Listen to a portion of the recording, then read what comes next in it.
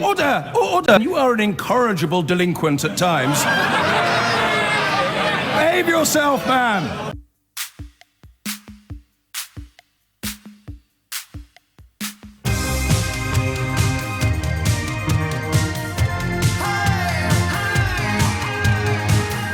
And of course, happy St. Patrick's Day. We're going to start in America, then we're going to move our attention to Scotland, and we will finish, I think, today in Westminster. So something I hope for everybody, that the question regarding America is linked to the latest, what word can we use? What word can we use now? We've exhausted our vocabulary. Latest developments, latest emissions from the White House, which are, well, by any other standards, they're astonishing, but by the standards of 2017 in the current American administration, they're almost par for the course. I don't today want to lay out my stall on why Donald Trump is so dangerous or why I think he's so successfully pulling the wool over the eyes of the American people. I want to have a slightly more nuanced conversation about small state, because I have to tell you, regardless of the GCHQ claims, yesterday when I looked at his plans budget-wise, I finally understood. I've never quite grasped what small state means. Now, you might think I'm a bit thick, which is, you know, compared to some of the comments appearing under the story about me in the Daily Mail today, a bit thick is practically a compliment. But you might think I'm a bit thick when I say that. You might have known all along what the small state was. But it's one of those phrases that sort of gets thrown in like a hand grenade to political debate. And I think it's kind of historically the opposite of what socialism or centrism is seen as. The idea that the government has a role to play, that the state has a role to play in the lives of people. Now, if I want you to be impatient with that, if I want you to sign up to support the small state, then I would probably focus on stuff that you're cross or stuff I can easily make you cross about. That would include, depending on your personality type, that would include people getting stuff that you're not getting, and depending on your personality type, I can rile you up by varying degrees according to how left out I can make you feel or how unfair that distribution seems to be. So, I mean, at risk of sort of staying the bleeding obvious, that's probably most obvious with regard to unemployment benefit in this country, and the same, of course, in America, or migrants getting stuff, or lesbians getting stuff, or even kind of disabled people get. Do you see what I mean? It's the idea that you're not getting your share and the government is making that decision. And if the government wasn't making that decision, then because you pay tax, you'd be better off. That's the appeal of small state. But it doesn't end there, does it? Because the percentage of us who are net takers from the system as opposed to net givers is confoundingly high. It's unspeakably high compared to what fans of the small state think it is. Most people who would describe themselves as fans of the small state probably don't realise that they're net takers. I mean, who fixes potholes in the road? Who runs, well, used to run Meals on Wheels? Who insures all of these things? So, all right, I'm going full on conspiracy theory today. All of the stuff that we're talking about with regard to the American presidency is distraction. All of it. I don't know if Donald Trump is being guided by somebody else, if he is a sort of genius, or if there is an analysis that currently completely eludes me. Because what are we talking about today?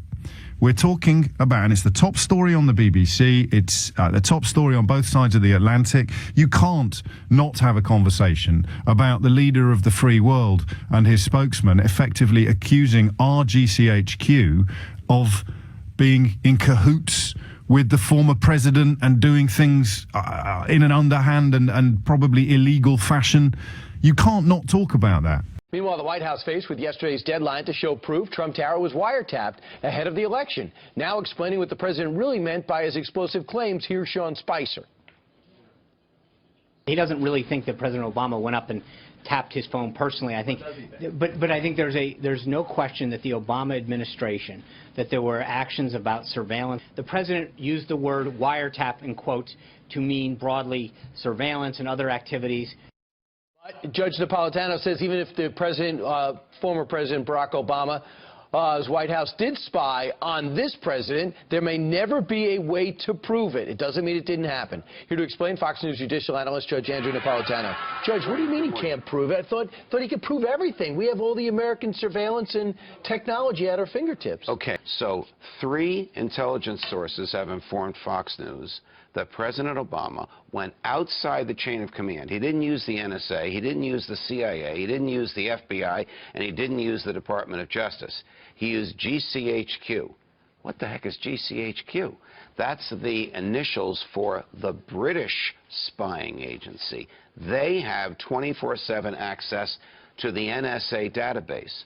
So by simply having 2 people go to them saying, President Obama needs transcripts of conversations involving candidate Trump, conversations involving President-elect Trump, he's able to get it. And there's no American fingerprints on this. So you're saying that the British used their version of the CIA to wiretap Donald Trump's phone or well, tower? It's not a wiretap. The concept of plugging a wire into a phone box in the basement of a building is what the law was when these statutes were written in 1978. Everything is done electronically now via computer. The NSA has 24/7, 365 access to every mainframe computer of every telecom and every computer service provider that does business in the United States. And they share that with various intelligence agencies, including the Brits. So the British intelligence agency had this. What happened to the guy who ordered this? Resigned. Incredible. 3 days after Donald Trump was inaugurated. So Trump might be right, except for the fact who did it. Unbelievable. That according to your sources. Judge, great job. All the best, Brian. Can you? You just can't. It's as if the dead cat is so enormous that you can't ignore it. You know this figure of speech. It's one I've recently learned. Dead catting. And then a Boris Johnson quote surfaced that perhaps shed light on the tactics of the Tories' election chief, Lynton Crosby. Here Johnson refers to him only as his Australian friend. Let us suppose you're losing an argument, Johnson wrote. Your best bet in these circumstances is to, quotes, throw a dead cat on the table, mate. The key point, says my Australian friend, is that everyone will shout, geez, mate, there's a dead cat on the table. In other words, they'll be talking about the dead cat, the thing you want them to talk about, and they won't be talking about the issue that's been causing you so much grief.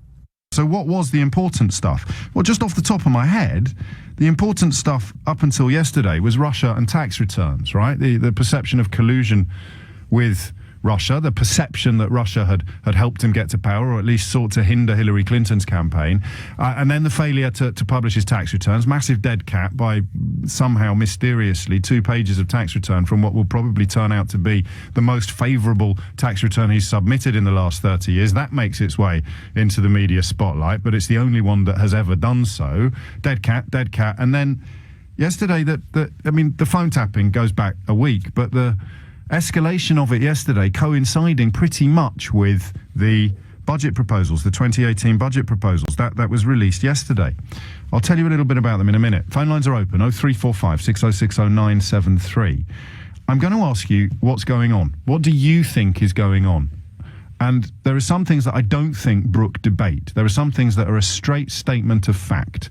And those things are, okay, we are going to see cuts to the people who thought he was on their side. Low-income home energy assistance program cut. That means you can't turn your heating on.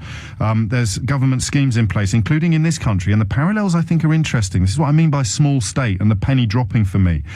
Plans to give sort of free insulation. Do you remember when that was on the agenda? In this country, you can insulate your roof. The government will help. Public money will go towards it, but everybody ends up better off. They're axing that. Government program to assist with weatherization is being cut too. So if you're living in a particularly cold part of the country, you're going to cease to get help with your heating.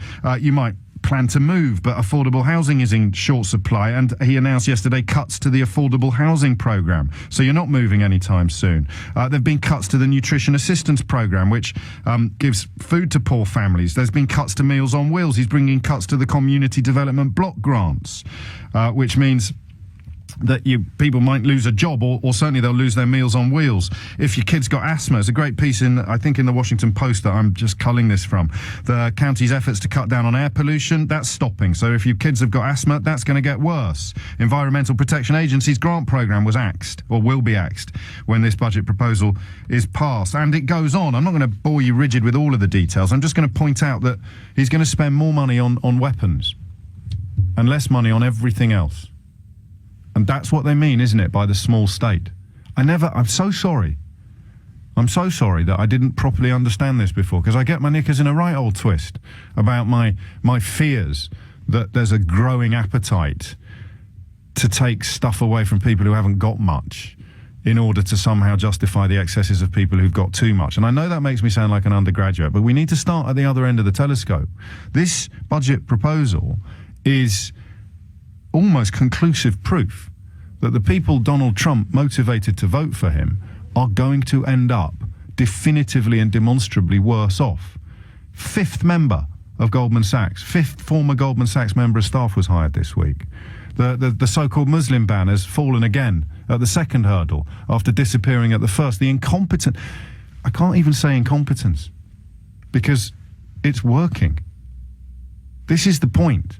You sit here and say, oh, and you know the comments that they made about the first Muslim ban, the fact that they got reported on the television is the reason why the second Muslim ban is going to fail. All bans are going to fail because Giuliani has come out and said that Trump asked for a Muslim. Yeah, but it's working. They've just taken away Meals on Wheels from people who voted for Trump. And it will continue. Sesame Street. All right. Not necessarily the beginning of the end of civilization as we know it, but you ask the average single mum whether she'd rather have Sesame Street funded or another ex-Goldman Sachs member of staff on the public payroll. Tell me what you think she's going to say. They're losing all their funding. The organisation is going to be crippled. That means the only stuff your kids will be able to watch is the stuff that's effectively sponsored by businesses or funded by advertising for junk food and that sort of thing. Sesame Street is immune currently from that. And silly little things like latchkey programs that children go under if they have working parents, they're going to be cut. Libraries, as we've seen in this country, they're going. Reading groups are going to be cut. Cuts to the Institute of Museum and Library Services mean that staff members are going to be fired.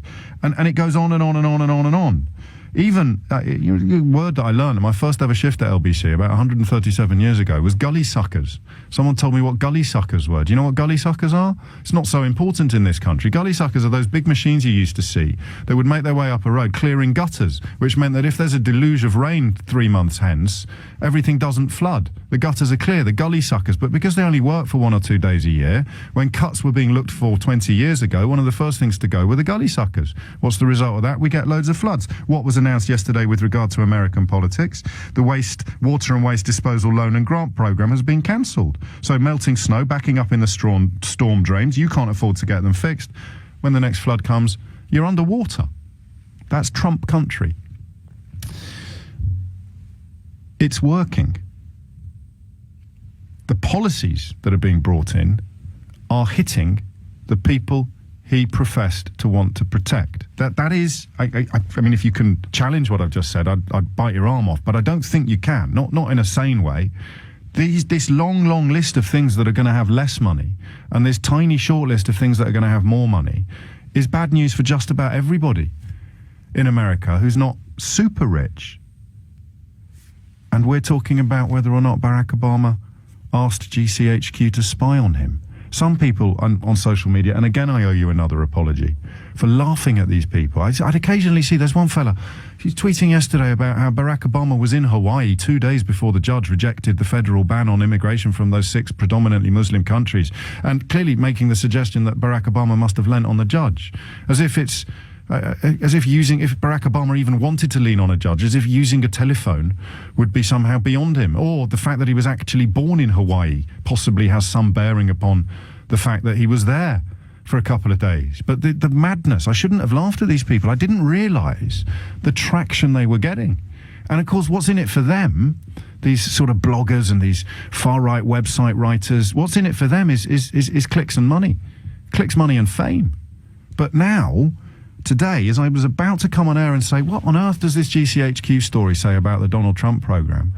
I suddenly realised that that's why it's working. We're talking about Russia, dossiers, until he pulls something out of the bag about Barack Obama. We're talking about all the things that we should be focusing upon disappear the minute he tweets. Now, the GCHQ thing he got it off Fox and Friends. He got it off a guy who is a sort of legal commentator on Fox and Friends. We use a legal commentator who's rather good. His name's Daniel Barnett. You've heard him on LBC a lot of times. Could you imagine if Daniel Barnett took temporary leave of his senses and claimed that the CIA had been spying on Theresa May because David Cameron asked them to? Imagine if Daniel Barnett on LBC came out and said, I've got impeccable information, I've got really good sources that David Cameron has asked the CIA in America to spy on Theresa May back here in Britain. Or Jeremy Corbyn. Theresa May has asked the CIA to spy on Jeremy Corbyn. Or the FSB. Theresa May has asked the KGB to keep, former KGB to keep an eye on Jeremy Corbyn. Daniel Barnett said it on here, and we all giggled a bit, and then it actually got repeated by Theresa May. Could you imagine that? That's what's happening. And you have to say, why? It can't be a coincidence. It can't just be a sort of cavalcade of accident and happenstance.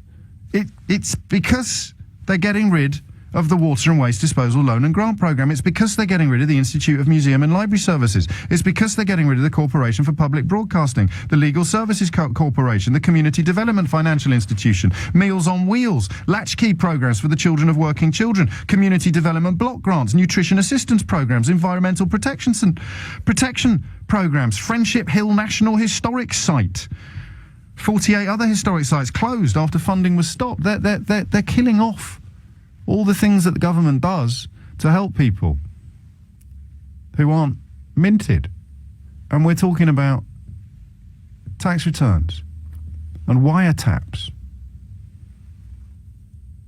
It's a thing of absolute beauty. What do you think's going on? 0345 6060 973. It's 10:16. I'm getting sick of saying that. I desperately want to be wrong, but I just think we're all swimming in the wrong direction. The latest Donald Trump White House story implicates Britain. It implicates GCHQ. GCHQ will be keeping an eye on just about everything in the world. We learned that from the leaks. But the idea that Barack Obama would ask them to spy on Donald Trump without telling the National Security Agency, without telling any of the American intelligence community, I mean, it's beyond bonkers. But we're talking about it. So my question to you this morning, which took me a while to get to, because there's a lot of information out there that isn't being examined as closely as these outrageous observations.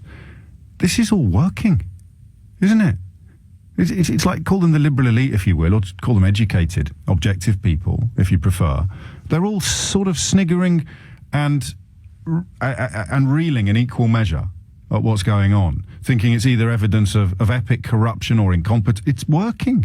You look at the list of the things that he announced yesterday in his 2008 budget proposal, and you know what the master plan is. The master plan is to move money away from all of the schemes, all of the programs, all of the policies, all of the ideas that help those mythical ordinary people that propelled him to power, and put it all into weapons. And the richest, most sinister people on the planet all have interests in armaments. They always have. But I've got a little voice in the back of my head going, you're going nuts, James. Ring me up and tell me why I'm nuts, and I'll thank you for it. Peter is in Wimbledon. Peter, what's going on? You're not nuts, James, that's for sure. I mean, thank God there are people like you in the media. I think there's too many things happening at the same time. One of the most important ones is that it is destruction of attention, diversion. And these methods, they've proven to be working. You know, the Russian KGB has been using them for quite a long time. Putin's been using it quite a lot. It's throw as many conspiracy theories as you can, create complete mess of doubt, so people doubt everything. And then you stop believing into like real news and then people who work in the media. I think, you see through the colors of Donald Trump. A lot of people don't see it, and Donald Trump knows. Well, I know you're being very kind to me, but I don't deserve these compliments, because this time yesterday I would have said he was like a bull in a china shop, just blundering around, not knowing what was going on, saying one thing one day, another thing the next. It's a bit quick. It's a bit of a swift conversion to the conclusion that there is a master plan and it's working brilliantly. So I don't deserve any compliments for seeing through him. If the penny has dropped, then better late than never, I suppose. But I was very much in the camp that thought, oh, look at this, he can't even get the ban through. Of course, and he also announced yesterday that America's going to pay for the wall, not Mexico. So you'd go, he can't even deliver on that. But they don't care, the people that like him. Well, he doesn't. He knows he can't win hearts and minds of people who knows who he is.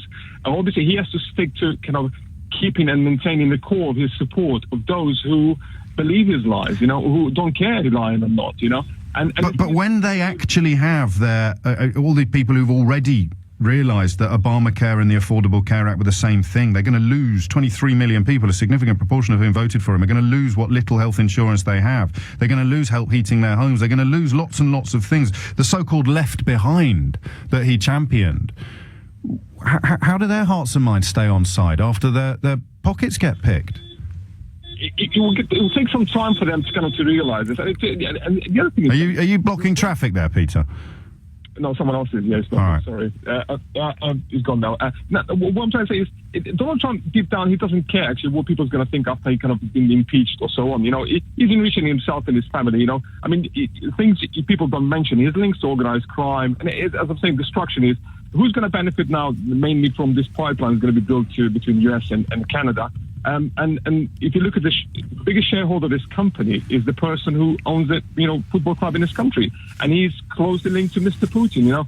There's Goldman Sachs. I've got enough to worry about with yesterday's budget announcement. That's what I'm talking about, not necessarily the tentacles that you presumably correctly described. 25 minutes after 10 is the time. That's the point. This is actually working. This is not evidence of incompetence or evidence of anything that I've previously presumed it was, like just saying whatever he needs to say to get him through the day. There's no long-term plan. It's all about 24-hour reputation protection. This is what the small state meant all along. The small state that you keep hearing about, and you're going to hear it more and more in this country as well. Because I suspect post-Brexit it becomes, well, it certainly seems to be what hard Brexit means. Hard but small state, less regulation, less government expenditure, less taxes. The wealthier you are, the more attractive that offer becomes. What does it mean?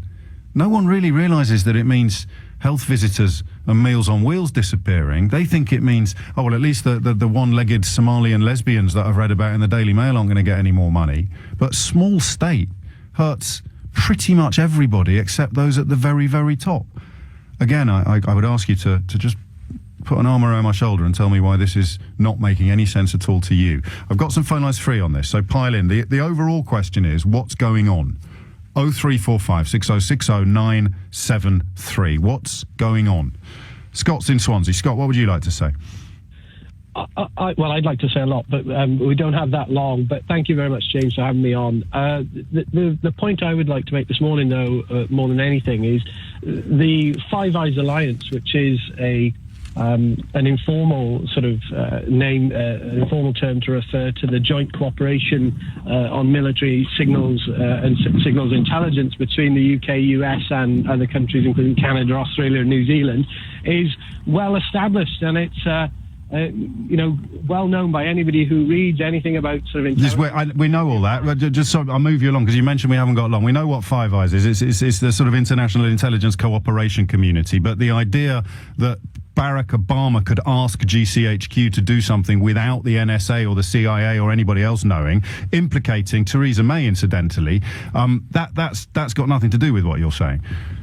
Well, I'm not saying that he did or he didn't, but the idea that he... No. Beyond the realms of possibility. No. It's not the possibility that GCHQ listening to international leaders or listening to people. You're absolutely right to say that came out during the last round of WikiLeaks with Angela Merkel's phone being tapped. It's the idea that Barack Obama, via Theresa May, asked GCHQ to break international law and domestic law, and she agreed to it, mate. That's just absolutely out there. But look what you've done. You phoned in to talk to me about that, not to talk to me about the fact that yesterday the budget proposal pretty much picked the pocket of every poor person in America, and they're still cheering.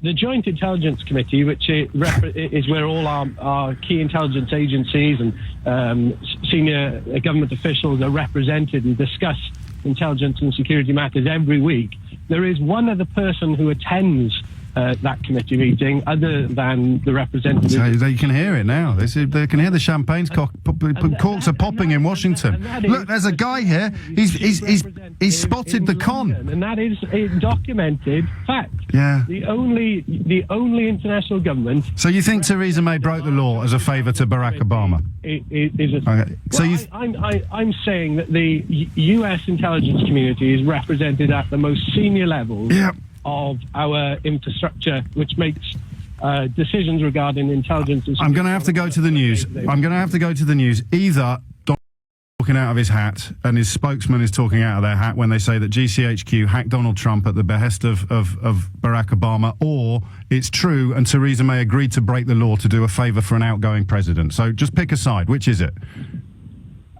Well, I'd like to remain on the fence. So you can't remain on the fence because there's absolutely no way that Theresa May agreed to break international law to do a favour for a bloke who wasn't even going to be president 3 months later.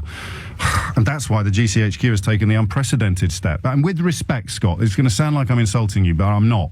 Someone who's educated themselves by reading websites and looking at the internet thinks that they understand this issue on a scale sufficient to support the idea that the British Prime Minister agreed to break every security convention on the planet in order to privately and secretly do a favour for a bloke who wasn't going to be president 2 months later. And that's what we're talking about. I'm sorry, half an hour in, I'm even more convinced than I was at the beginning that everything from Donald Trump's point of view is going perfectly, thank you, but never in a way he can tell the people. He can't say to the people, look, it might look like we've messed up the ban, it might look like you're going to have to pay for the wall, but actually, everything's going brilliantly. I can't prove that to you because the proof that everything's going brilliantly involves you being even poorer than you are now. It's 10:31. The family member who was concerned. The neighbour who felt uneasy. The teacher who was worried. The coach who noticed at practice. And you. Child abuse. If you think it, report it. Visit gov.uk/tackle child abuse to find out how. Together, we can tackle child abuse. This is LBC with James O'Brien. Call 0345 6060 973. Tweet at LBC. Text 84850. 10:36 is the time. I've not got it yet. I've not quite nailed the question, or at least the theory that I want you to examine, because it's so unprecedented. Three things. Number one, the people shouting, don't talk about it, don't talk about it, don't talk about it. In America, as well as here. Number two, the underpinning immigration narrative and Muslim narrative, absolutely intrinsic to the whole plan, as far as I can tell. And number three, the unavoidable fact that yesterday's budget proposal proves that Donald Trump's so-called left behind voters, the people who have actually been left behind by economic policy, perhaps inevitably, perhaps not, they're going to suffer more than anybody else under his presidency. But history suggests, recent history as well as ancient history, that if you can successfully cast Muslims or immigrants or whoever it may be, feminists, homosexuals, if they're the reason why you're worse off than you were 2 years ago, even if Donald Trump's in the White House, people have a desperation to believe that I find as heartbreaking as I do baffling. A desperation to believe that the reason why you're not as well off as you think you should be is because we spend too much time legislating on gay rights or feminism or sexual equality or ethnic diversity. I'm beginning to understand the animus, the anger, but I can't understand the desperation to believe this stuff. The only theory I can come up with as to what or how Donald Trump is getting away with what he's getting away with is this supreme confidence that once this genie is out of the bottle, you can never get it back in again. And that's why I keep apologizing to you for not taking these far-right websites and these bloggers seriously, for just sniggering at them in the same way that I would have sniggered at people claiming the earth was flat. What they seem to know is that the public actually actively want to believe this stuff, even though all the laws of objective analysis say that it's not true. So today, and this isn't blamed on Muslims or immigrants, today we're talking about the suggestion that Barack Obama broke law after law after law, enticed Theresa May to do the same, and asked GCHQ to spy on Donald Trump. And it's based on a judge pundit on Fox News. This is Sean Spicer, just to remind you of where we are. I've got a couple of phone lines free. Just seriously, just hold my hand on this, because I can't see at the moment, and my ego's big enough for it to be perfectly possible that I've just missed it. I can't see a single gap in my logic yet this morning. I don't know whether he's a blundering bull in a china shop or whether someone's putting a penny in the slot and getting him to do this stuff. But every day we spend talking about wiretapping is a day not spent talking about a budget that's going to cripple already poverty-stricken areas of America. And yet here is the press secretary. On Fox News on March 14th, Judge Andrew Napolitano made the following statement, quote, 3 intelligence sources have informed Fox News that President Obama went outside the chain of command. He didn't use the NSA, he didn't use the CIA, he didn't use the FBI, and he didn't use the Department of Justice. He used GCHQ. What is that? It's the initials for the British intelligence spying agency. So simply by having 2 people saying to them, President needs transcripts of conversations involving candidate Trump's conversations involving President-elect Trump, he's able to get it, and there's no American fingerprints on this. Putting the published counts and common sense together, this leads to a lot. So just think about this, because the Department of Justice, or at least the Congress Intelligence Committee, asked the Department of Justice in America to provide immediately any evidence that they had of wiretapping, of surveillance. It wasn't in quotes. It was in quotes in one of Donald Trump's tweets. It was not in quotes in all the others. It's a synonym for surveillance. The American agencies would have to obey that request, right? Oh, God, I feel like the American agencies would have to obey that request, because it falls under the auspices of American government. So when the Congress committee says to the CIA or the FBI or the DOJ or any of those acronyms that you just heard Sean Spicer list, you've got to give us any evidence you've got that this happened right now, because if it did, we're going after Barack Obama. And they all come back and say, we've got no evidence. We've got no evidence. We've got no idea what he's talking about. So then the press secretary stands up and says, no, it wasn't American intelligence agencies who would have to hand over any evidence that they possessed. It's the Brits who don't. You can't force the Brits to hand over any evidence that they've got. There isn't any evidence, but they can't be forced to hand it over even if there was, so no one can prove conclusively that this isn't true. It's like one of those Chinese boxes with the sliding panels and the hidden compartments. It's absolutely brilliant. But you look at Sean Spicer, who has the demeanour of a bit of a buffoon. You look at Donald Trump, who seems to be out of control and tweeting incontinently in the middle of the night. And then you look at the people who we're not scrutinising closely enough, the people behind the scenes, and you genuinely begin to wonder whether everything is coming up roses. Seriously, just give me a slap. Tell me that I've gone mad. 0345 6060 973. It's a ludicrous claim, but A, we're talking about it, and B, by batting it back across the Atlantic, they've insulated themselves from having to prove it. Looks like genius to me. Sean's in Chelsea. Come on, Sean, help me out. Right, okay. No one's, first of all, GCHQ would never do such a thing in any event. It might keep an eye on someone like Donald Trump. It might keep an eye on someone like Aung San Suu Kyi. It might keep an eye on Vladimir Putin if it can. But it wouldn't do so at the behest of an American presidential request bypassing his own intelligence services. No, but you've got to ask yourself the question, why is Barack Obama interested when he's leaving his term on Trump? Whether Trump is doing what he's doing, it's up to the U.S. authorities and not necessarily the outgoing president to decide to wiretap somebody. He has made this up. We all know he's made this up. He's great on Twitter. He's a salesman, and he's a. But it speaks of a diabolical genius that I'm even now a little bit loath to acknowledge. But he wants to distract off the main issue. Everybody knows. The point I wanted to make today with you, James, was if you go back to the election, if you go back to the Florida election, Hillary Clinton was miles ahead of him, and suddenly he just shot up from the Florida polls. Are you telling me that everybody just voted for him in America because he's the next best thing since sliced bread, and because he's a famous hotelier tycoon, he's able to run the country. No, I am telling you that. There's nothing dodgy about that. Oh yeah, I was up all night and I watched the Florida elections the most, and I saw the points just shoot right over Hillary and beat Hillary's position in Florida, and it just came from nowhere. But no one's even attempted to say that Mr. Trump is the instigator of all of this. He's the one.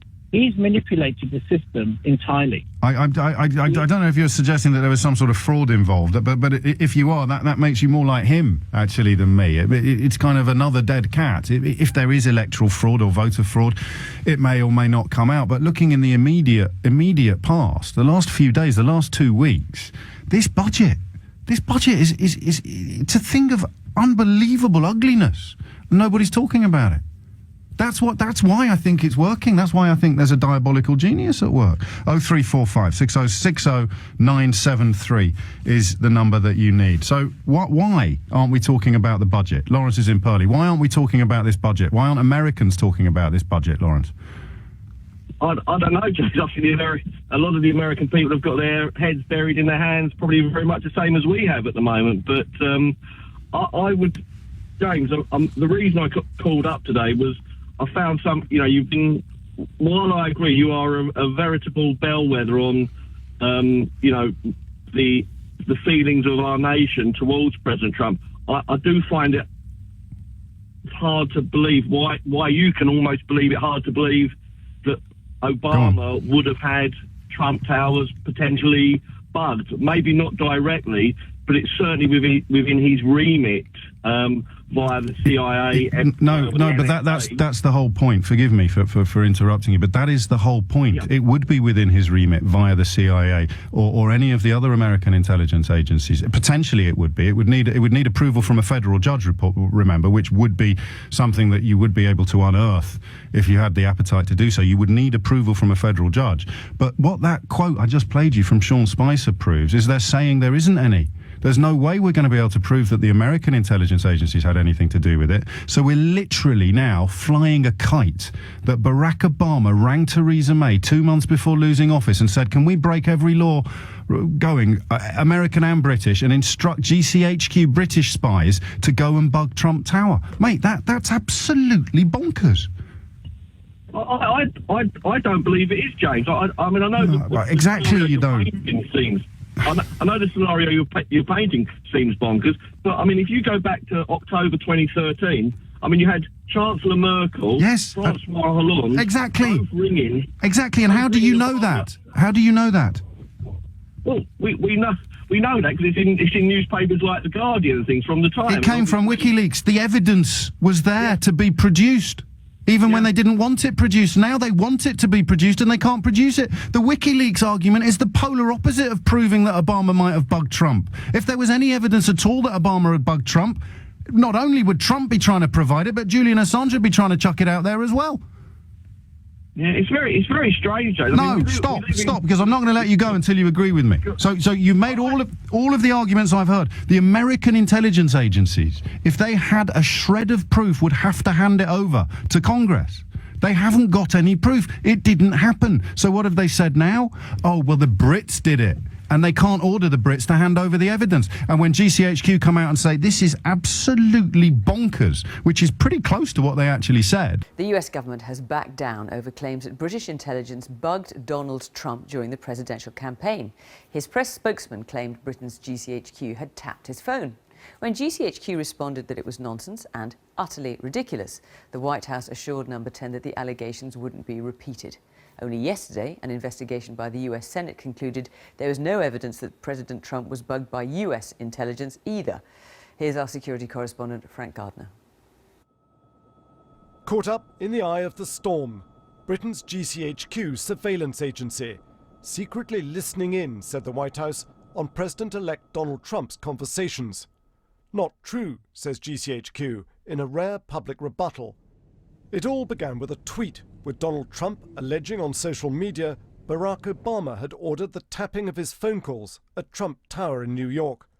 Then came the claim from Fox News that GCHQ may have been behind it. Sources have told Fox News that President Obama could very easily have, and probably did, use a foreign intelligence service to gather this information for him. And the probable culprit here is called GCHQ. That's The next thing, that unsubstantiated claim was being quoted by Donald Trump's spokesman. He used GCHQ. That triggered alarm bells in Whitehall. I'm told it was serious enough to be considered a threat to Britain's national security.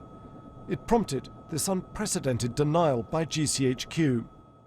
Recent allegations, it said, made by media commentator Judge Andrew Napolitano about GCHQ being asked to conduct wiretapping against the then President-elect are nonsense. They are utterly ridiculous and should be ignored. You say, lots of people say, even people who don't like Donald Trump but think in this sort of conspiratorial planet we're living in, you say, well, you never know. I mean, they would say it was bonkers, wouldn't they? No, I make you right, James. I'm just saying that it is within the remit of a president to have anywhere he likes in the whole world, to have a listening device. Yes, and WikiLeaks proves that there would be evidence, there would be a paper trail, it would need approval by a federal judge, and there would be an evidence trail within the intelligence agencies that did it. Otherwise, there'd be nothing for WikiLeaks to leak. This is crazy. Lawrence, thank you, mate. It's 10:47. This is just breaking. Intelligence sources have reportedly told the Daily Telegraph that both Sean Spicer and General McMaster, the US National Security Advisor, have apologized over the claims that GCHQ hacked Donald Trump or tapped Donald Trump's phones at the behest, illegally, of course, of Barack Obama, something that was described as frankly absurd by GCHQ itself. It began with a Fox News contributor claiming he knew that this was true. And this is where I get scared, because there you go. I mean, I haven't confirmed that yet, but the Telegraph are reporting that they've intelligence sources have told them that there's been a full and frank apology from the National Security Advisor and the press spokesman who repeated it, because his job is to, he can't stand there and say, he's come pretty close to standing there and saying, Donald Trump, hey, who the hell knows what's going on in his head? Do you see the stuff about the job figures?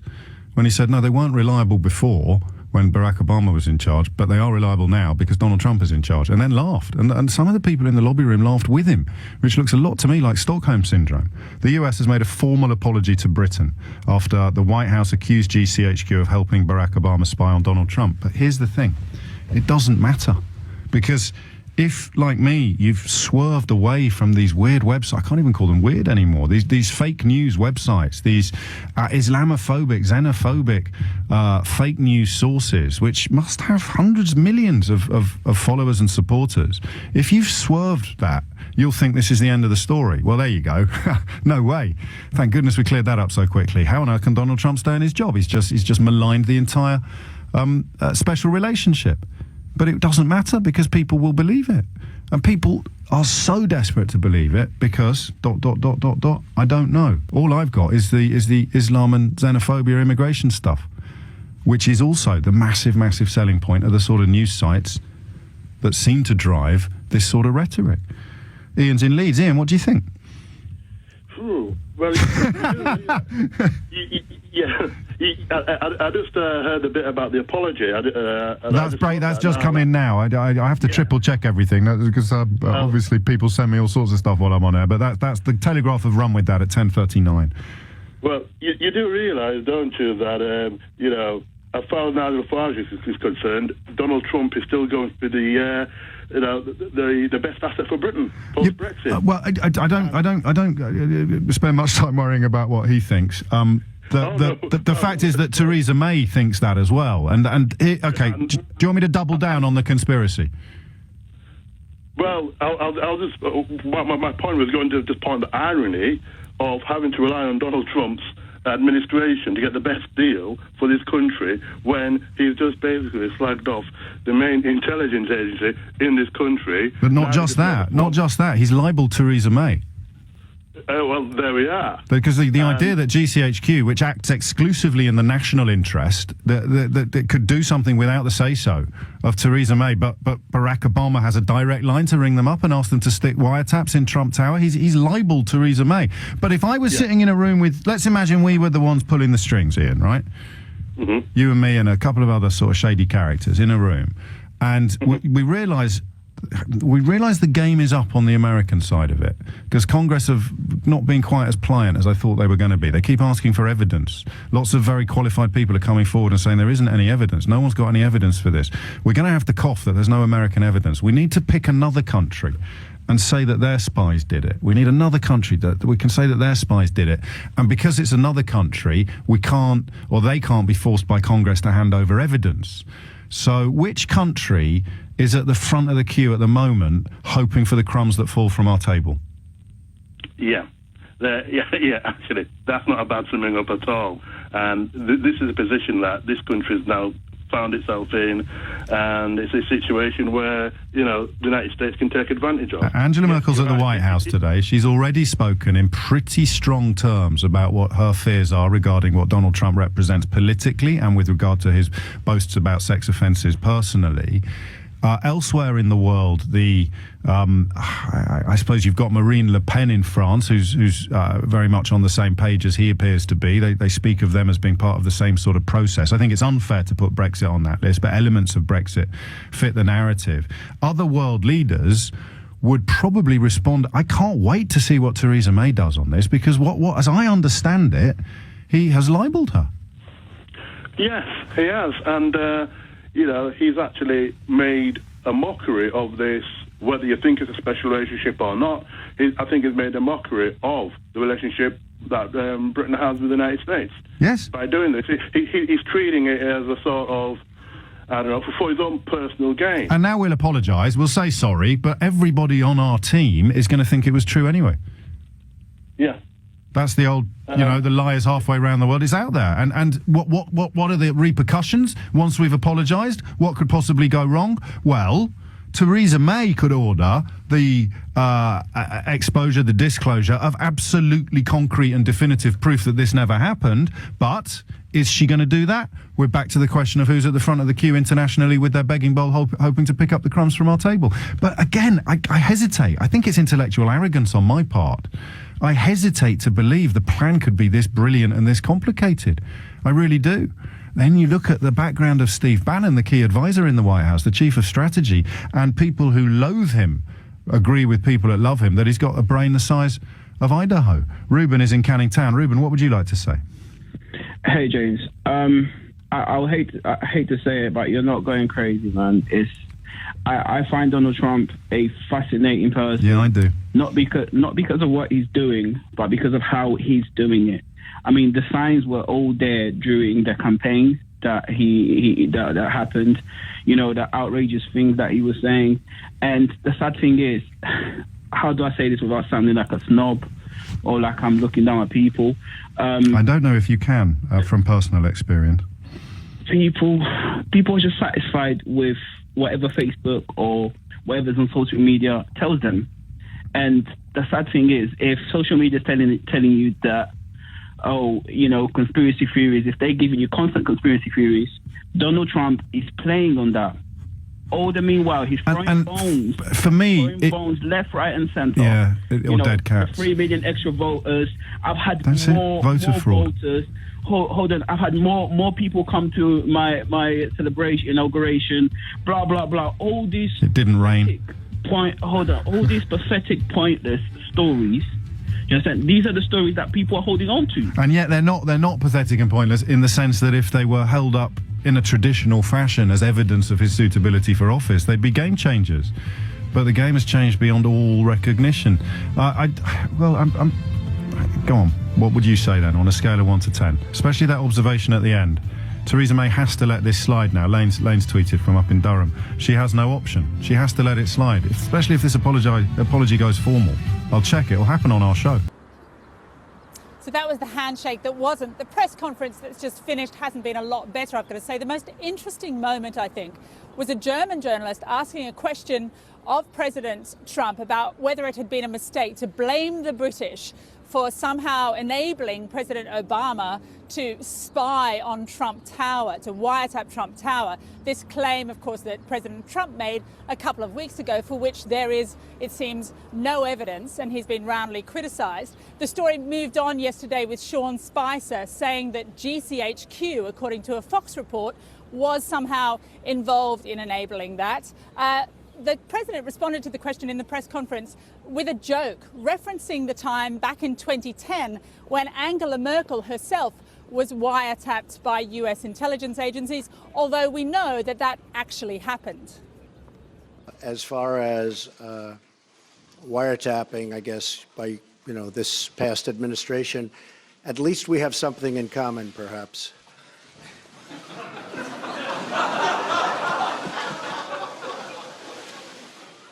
And just to finish your question, we said nothing. All we did was quote a certain very talented legal mind who was the one responsible for saying that on television. I didn't make an opinion on it. So you shouldn't be talking to me, you should be talking to Fox. Okay? President Trump got the wiretap question a short time ago during a joint news conference with the German Chancellor Angela Merkel. It came not from an American journalist, but from a German reporter. The president is apparently standing by his claim that the White House ordered wiretapping of Trump Tower under President Obama. And in doing so, he referred to information from WikiLeaks that showed the NSA had been wiretapping Chancellor Merkel. As far as wiretapping, I guess, by this past administration, at least we have something in common, perhaps.